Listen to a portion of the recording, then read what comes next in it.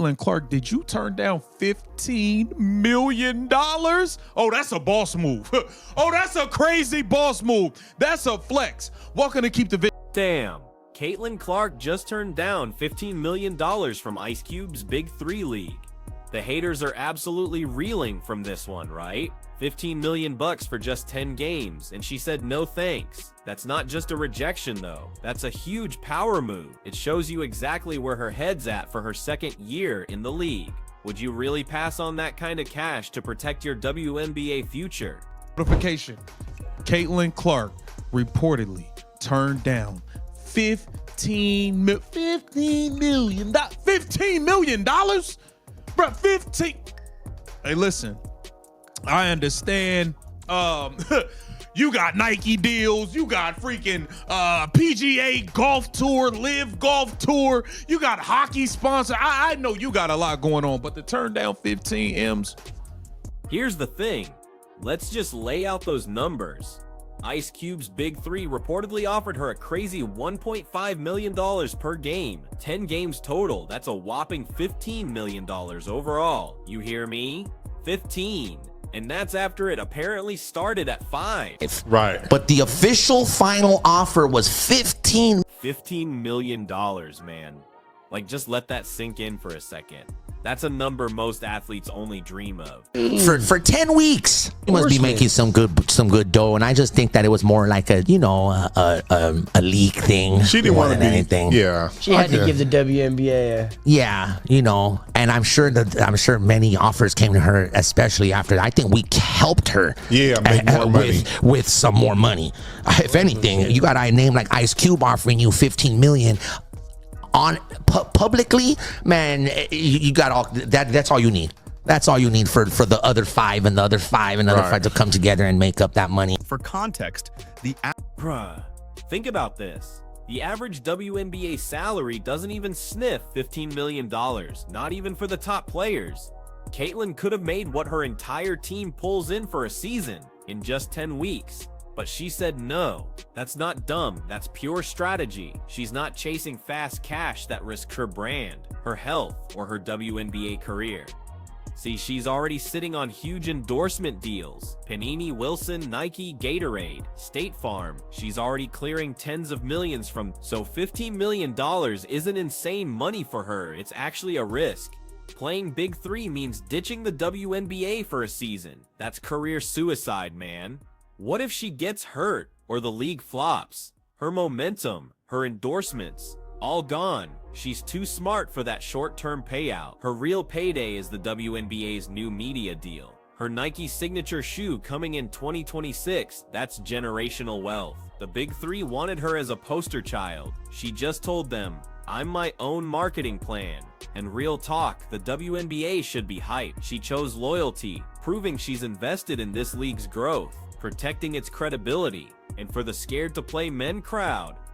Come on, she scrimmaged Team USA. She's smart, not scared. The Big 3 is spectacle, not real competition.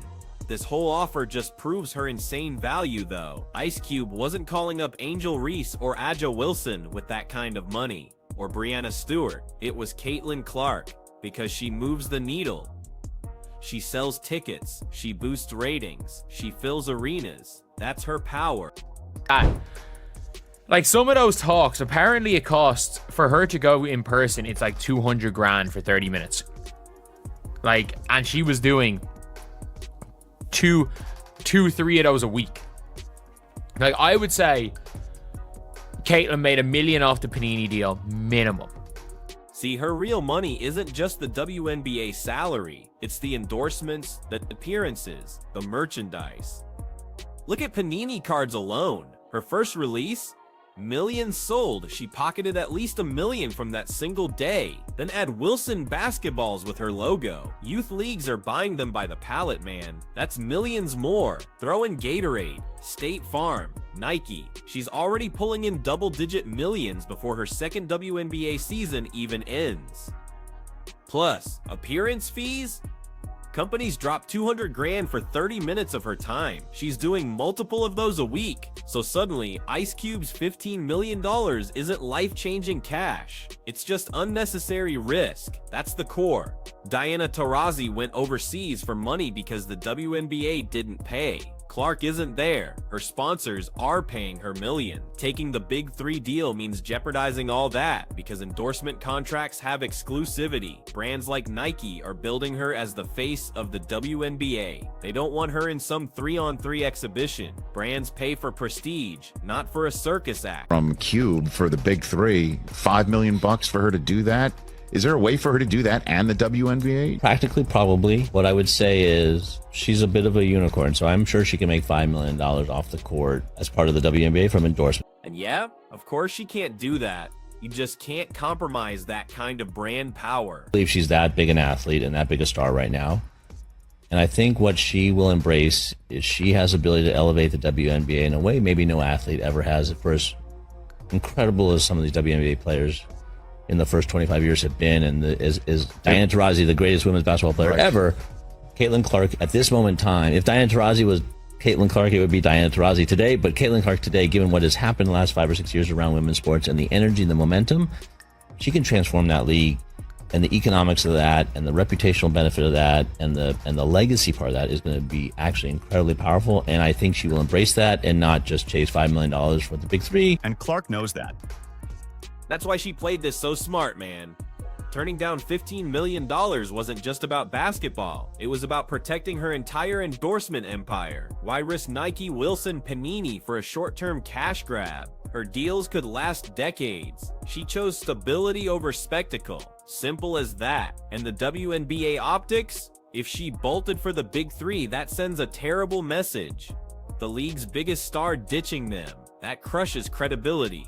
TV partners panic. Sponsors hesitate. She protected the league's growth by saying no. She proved she's invested in the WNBA thriving. That benefits everyone. But of course, the haters went wild. Scared to play men. Doesn't want the smoke. It's the same old script. They move the goalposts constantly.